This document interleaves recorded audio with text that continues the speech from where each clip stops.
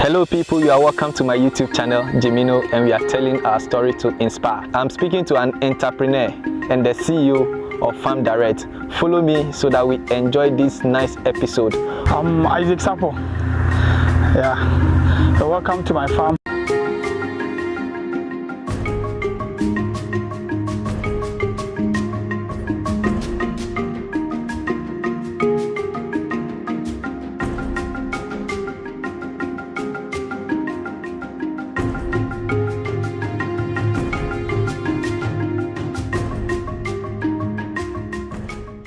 Hello Isaac, you are welcome. You have a story to tell the world and they can't wait to listen to you.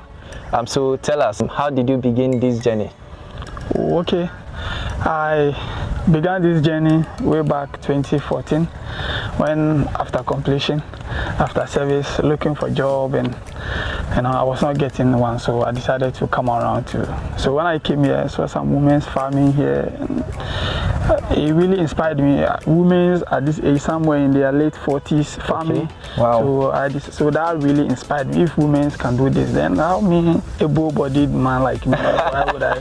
So that's actually what inspired me. What inspired you? But did you have anybody in your family who was into farming or is into farming? Sure.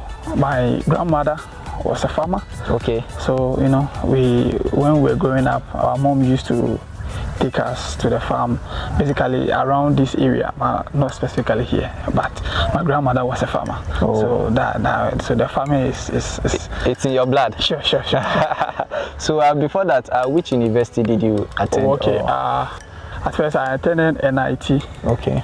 I did network engineering. Afterwards I went to Gimpa.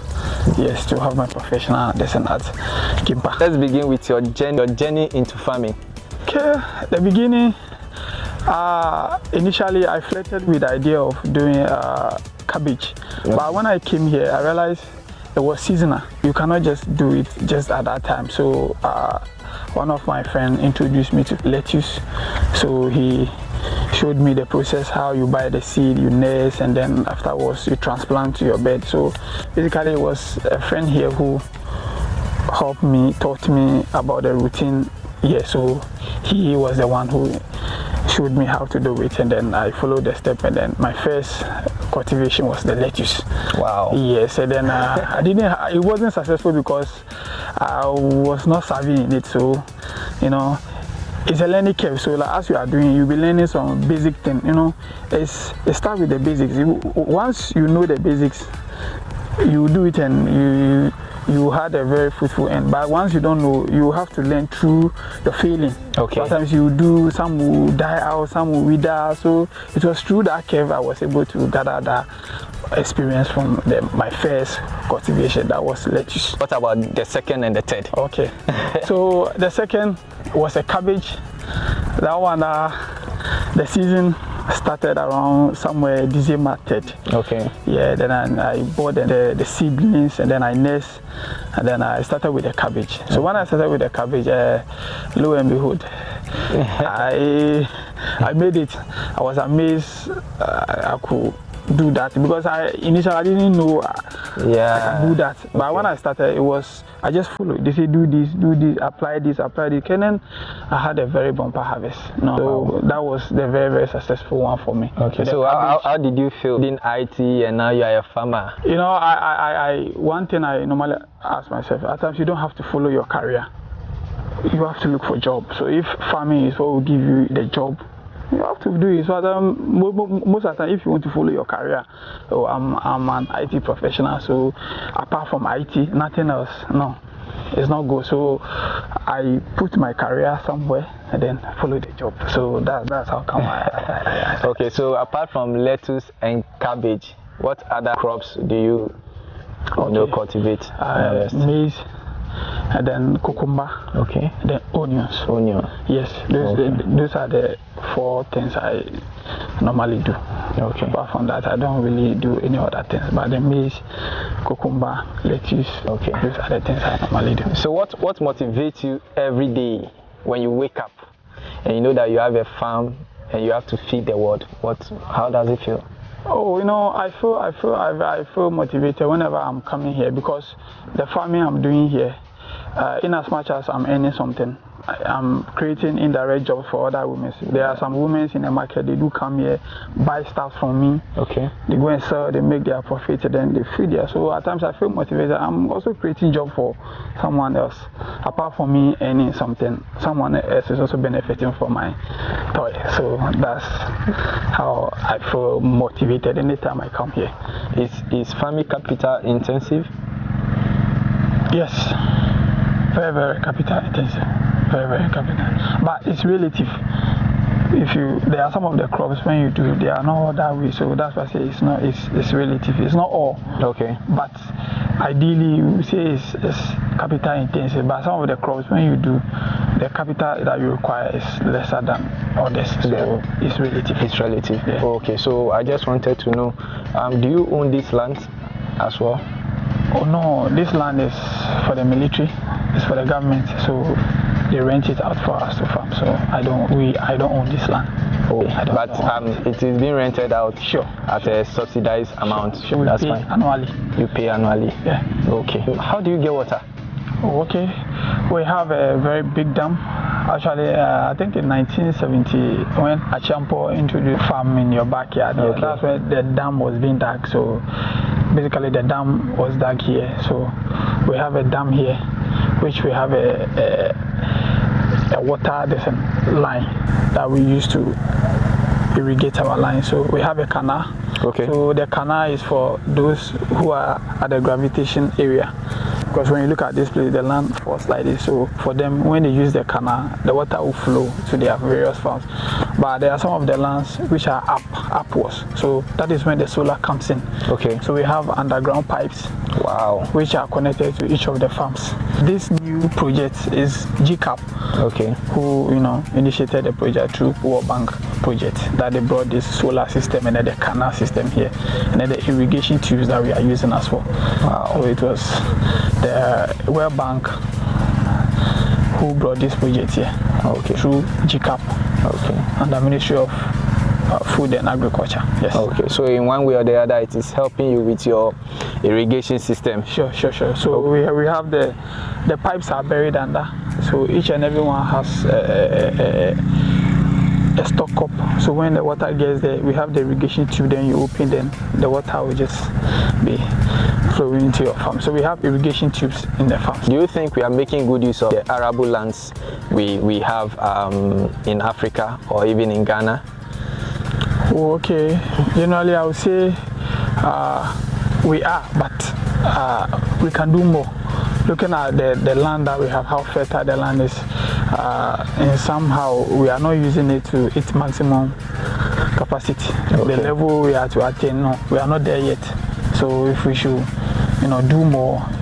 What now is the challenge is the system of farming is what is making it difficult for us to use the land more. So I think when we adopt the mechanized system of farming. Yes, I think we can do more. But we are doing our best, yes, right? We are doing our best. Okay, so do you think even with agriculture, do you think we can feed ourselves as African? Surely. We can even feed ourselves in food, Europe as well, Asia, because our land is very fertile. Okay. You can virtually grow anything. Just here, you can put anything here, it will germinate. So okay. Why can't we? We can. Yeah, we can. So what message do you have for our brothers and sisters in the diaspora? Okay, our message for them is Africa, we have a very rich land here.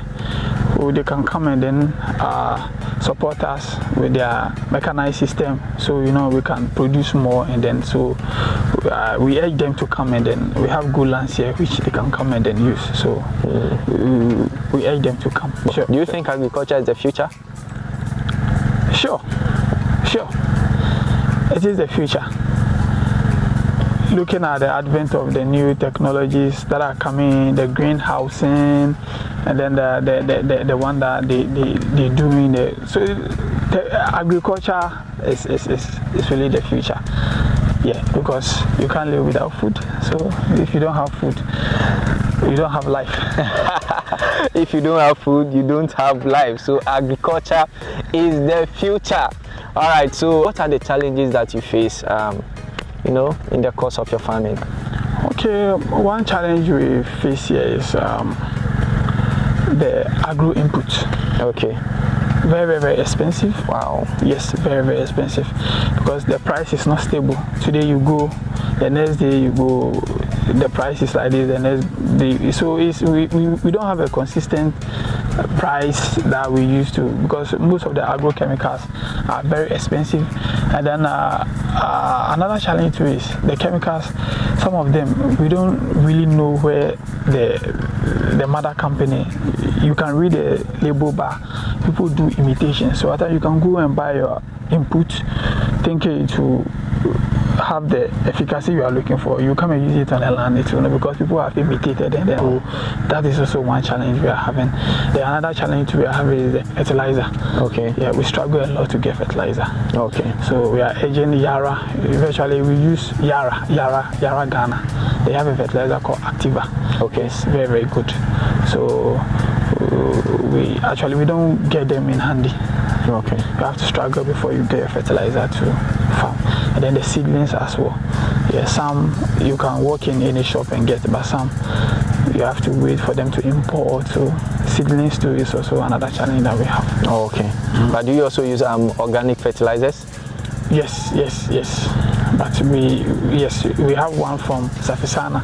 Okay. Safisana Ghana. Yes, they have organic fertilizer here. But we mostly depend on the inorganic one. In Africa, we tend to say farmers are supposed to be poor, but you are not. Yeah, it's relative. Yes, I would say we are not. We will not say we are poor. In Africa, when we say farmers are poor, I don't get it when people say that, because there are big people who are successful in other businesses, but at the same time venturing into farming as well. Okay. So I use myself as an example. I work. I'm a government employee, but I do farm as part-time too as well. Wow. So it's kind of very lucrative for me. For my experience, it's very, very lucrative. Just a word of advice to somebody who wants to go into farming. What will you tell the person? Okay, one piece of advice is it's not as easy as you say it. You come and see the crops here very nicely, but when starting, it has to start with your inner passion. If you don't have passion for it, you may start and you may faint on the way, because you say it's not automatic that when you come and you do something then it will blow. No. Okay. You have to go through some learning curves. At times the season will not be favorable, so the yield you are expecting to have may not come. And if you are not all that way motivated enough, you might quit. So I will urge you can start by doing in your garden. When you feel, don't stop, just do it. As you are doing it, you'll be gaining some experiences, and then before you realize, you have all the basics, and then there you go. So, where do you see your farm in the future? Okay, in the future, I want to venture into commercial farming. That's coconut and mango. Okay. Precisely, that's where the future I am seeing myself to be. Yeah. So that I will be doing a very large scale mango, farming. and then large scale mango, and then coconut. Okay. Yes, that's where I want to venture in the future. Finally, any words of inspiration to anyone out there who wants to venture into agriculture? Tell them something they want to listen. Agriculture is very, very, very lucrative. When you come into it, you earn more money. So I will urge everyone out there, the youth especially, let's venture into agriculture. Myself, I am an example. Agriculture has done so many things for me. So please, I will urge you there. If you are there watching right now, I urge you to start something somewhere. Anything is possible. Agriculture is possible. Agriculture is possible. Don't forget to subscribe and hit the notification bell.